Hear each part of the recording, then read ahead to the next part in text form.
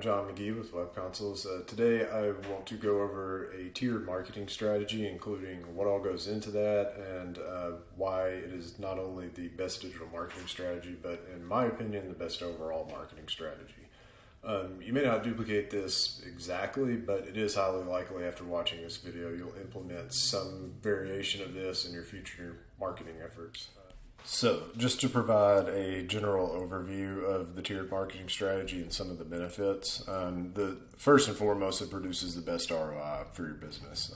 That's really the primary draw to this strategy.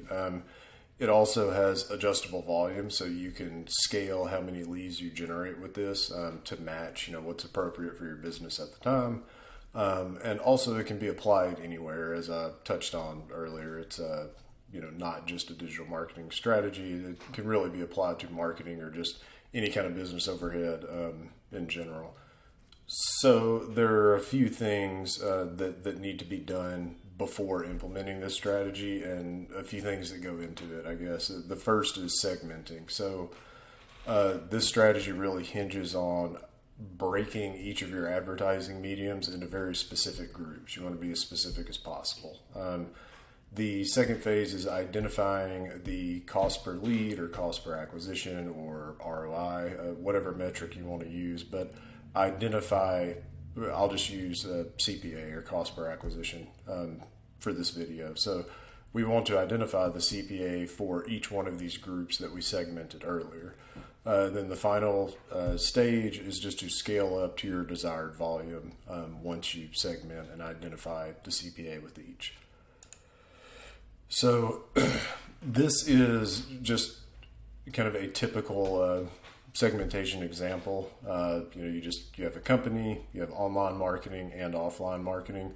Online will be broken into, just for example, SEO, Facebook ads, Google ads. Offline is conventions or conferences, billboards, and radio ads. So this is just an example, and this is just one level.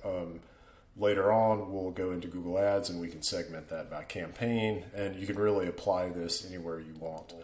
Just to give an overview of this strategy and kind of maybe provide a little bit of clarity. With this example, what we're going to want to do is look at each of these bottom level items and identify the cost per acquisition with each. Each one will have its own unique cost per acquisition, and we want to find two things within each one of these categories. We want to find the cost per acquisition, so like the dollar amount, and we also want to find the available volume within each group. I've put together a little video that uses an analogy that I really like, that I think simplifies this whole strategy. So let's take a look. Let's say, for example, that there are 3 apple stands. One stand is selling apples for $1, one stand is selling apples for $2, and one is selling apples for $3. Each stand has 10 apples total. A client hires you to purchase 24 apples for them. You wouldn't want to randomly purchase 8 apples from each stand. You would purchase all 10 $1 apples before moving on to purchase all 10 $2 apples, and finally purchase the last 4 apples from the $3 stand. This would be the most cost-efficient way to obtain the 24 apples. So I've always found that analogy very beneficial for understanding the tiered marketing strategy. It may seem oversimplified a bit, but the logic is the same, and it's applied across the board. It's a pretty simple strategy overall. But as I mentioned earlier, you can apply this at any level, and you want to be as specific as possible. So kind of going a layer deeper, let's just look at an example. We have online marketing, Google ads, and Facebook ads. We're going to segment each one of those. Just for example, let's say for simplicity, we sell keyboards, and every keyboard is the same price and provides the same amount of profit for the company. So there's no difference in the products being sold. So we're going to break Google ads into different campaigns. We have wireless keyboard terms, device-specific terms, like keyboard for MacBook Pro, for example. And then we have a display campaign targeting, say, users who are actively researching keyboards. Then we have Facebook ads. We've broken it into our remarketing campaign and then a campaign that targets a lookalike list. So as the Apple analogy, touched on, each one of these is going to have its own individual cost per acquisition, and each one of those is going to have a different volume. That's an important piece too. So as the video showed, when you look at it in that simple of terms, it would be silly to, go buy the $3 apples first, or, just buy the apples without taking cost into account, or cost per acquisition into account. So once we've kind of divided these up into groups, the next thing we're going to do is identify the cost per acquisition for each. So again, as I touched on earlier, each one's going to have a different cost per acquisition. In this case, wireless keyboards are $25. And if you aren't familiar with CPA, this is how much you're going to have to spend in advertising dollars on average in order to sell a keyboard in this campaign. So each one is going to have different numbers. And once you identify the cost per acquisition in each, the next thing you need to identify is the volume in each. So each one is going to have limited volume. So within wireless keyboards, for example, within these terms, we have a $25 average CPA, and on average each month there are about 100. We can sell about 100 keyboards using this campaign. So once you have all this, the trick now is to go in and identify, basically just start from the bottom and tier your way up, hence the name. So, let's take, for example, we own this keyboard company and we need to sell 500 keyboards a month. Okay, so what I would do with this is I'd go in and find the lowest one. Okay, $15.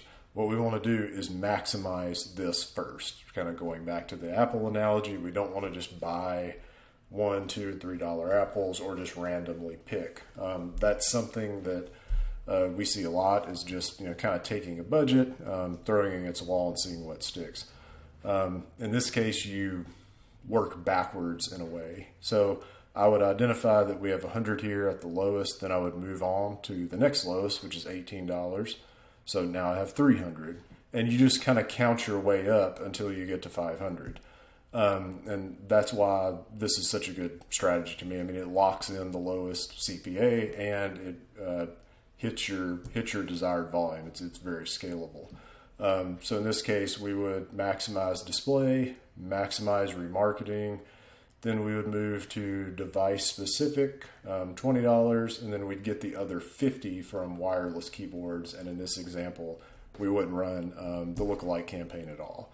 And based on the available volume and the CPA of each group, this is going to give us the best cost per acquisition overall.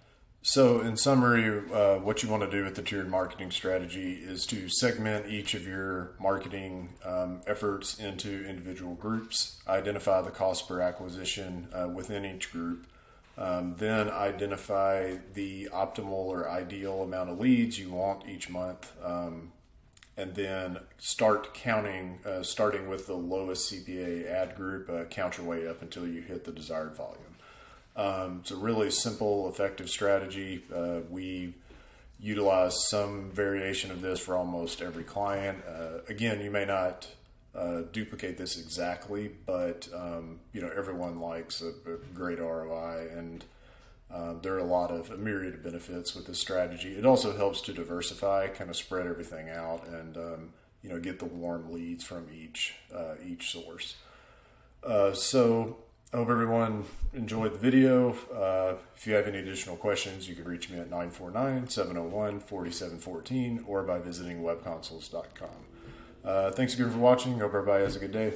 See ya.